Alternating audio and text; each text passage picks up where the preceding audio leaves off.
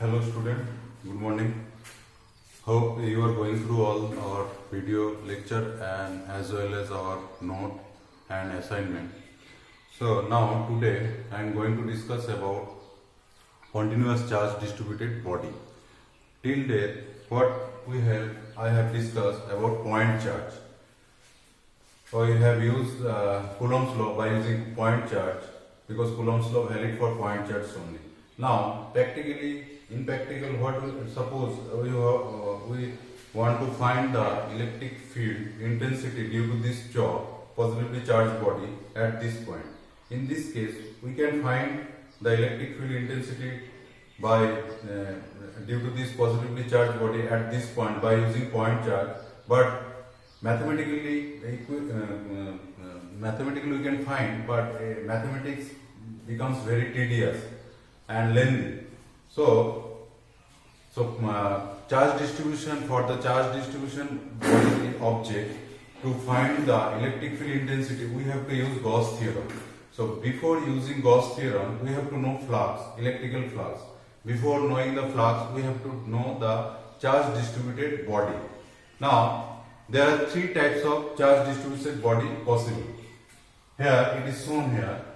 One is this one is we have considered a sphere of radius r, whose volume is V, and total charge is Q, distributed all over its volume. So this is for we have to find here volume charge density, and it is denoted by rho.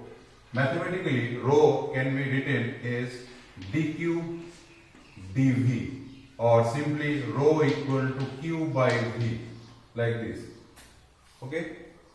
Next one is surface charge density. Surface charge density, here we have considered a disk of radius smaller and it is like positively charged.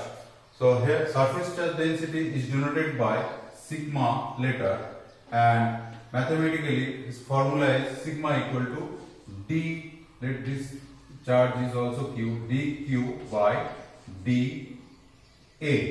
Here A means area. Okay. Now next one is line charge density. Example, like we have to find the electric field intensity due to a positively charged thin rod. In this case we have to use the linear charge density. Linear charge density is denoted by lambda sign. Mathematical formula is, let this charge is Q also, dq dl. Here L means line. Okay. So these are the three types of charge, electrical charge density for continuous charge body. So later on we have to use to find the electric field intensity when we apply the Gauss theorem. Now next is what is electrical flux. It is very important. One question will always every year is coming from this chapter related to electric flux and Gauss theorem. So before knowing the Gauss theorem, you have to know what is electrical flux. So electrical flux means it is a bundle of electrical lines of force or electrical field intensity coming from or originating from a charged body. Now a proper definition we can give in this way, that when it is number of lines of electrical force when passing through a open surface or closed surface, when the surface held normally with the direction of the electrical field intensity. Okay, this way we can define the electrical flux. Electrical flux generally denoted by phi letters, for capital Phi letter, or for small flux we can use this symbol for d phi. Now how to find flux? We have to use this formula to find the flux.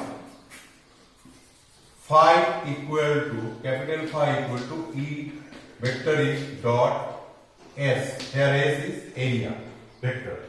Till now it is you know that area is a scalar quantity, but area can be used as a scalar quantity as well as vector quantity. Here we have to use area is a vector quantity, consider, because area sometimes act as a vector quantity. So how to find as you know that every vector has direction and magnitude, how to find the direction of area vector? Simply, I am giving one example. This is a blackboard. Now it has area. Now how to find the direction of this area vector of this blackboard? Let this axis is y-axis, this axis is x-axis. Now we have to draw a outward normal that gives the direction of this blackboard area. It may be away from the board like this line gives the direction of this area vector blackboard, and if we draw another line into the blackboard but normally with this surface, then that normal also gives the direction of the area vector of this blackboard. So in this way we have to find the area vector. So now if we are considering one surface area, let this surface is very small, ds, okay, and this surface is ds, very small surface area. Now direction of the electric field along through this surface is along this direction, and what is the direction of the ds vector is also along this direction, always normal. We already discussed. Now, so in this case, what is phi? As the area we have considered a small area ds, so phi electric flux also will be small. So if that electric flux is denoted by d phi, then d phi equal to E dot according to formula vector ds.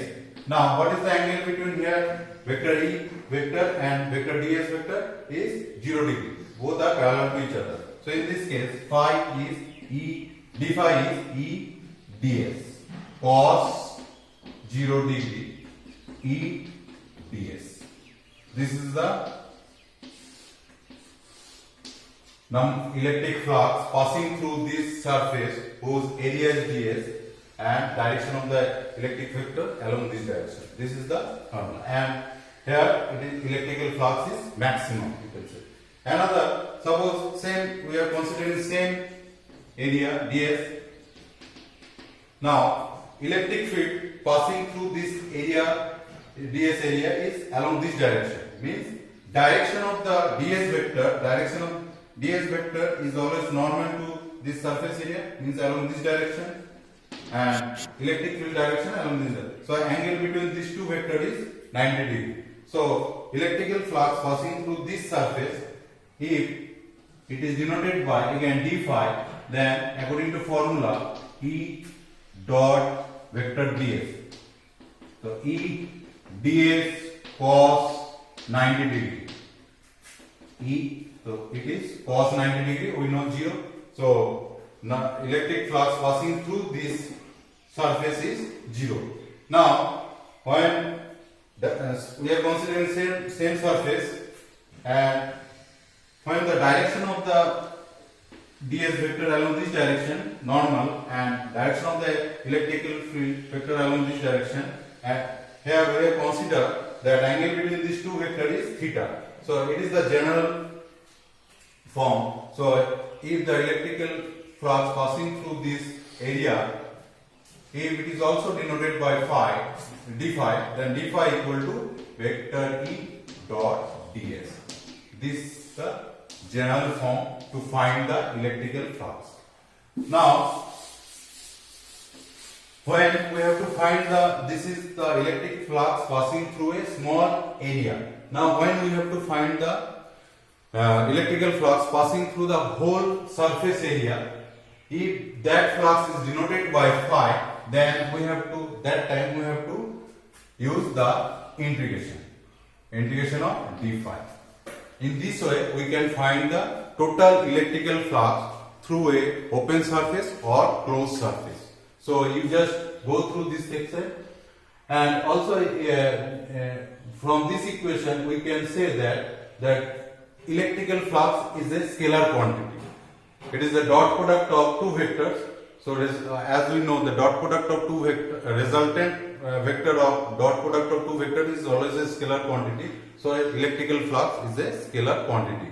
And from this equation also we can find the SI unit of electrical flux. SI unit of electrical flux is Newton, because what is the unit of SI unit of electric field? We know Newton per coulomb. Unit of ds means area. We know meter square in SI system. This is the unit of electrical flux in SI system. So these are very basic things. You just go through. I will give notes related to these things. So just go through and just get some basic idea, so that after this chapter we can we can discuss about Gauss theorem. So thank you.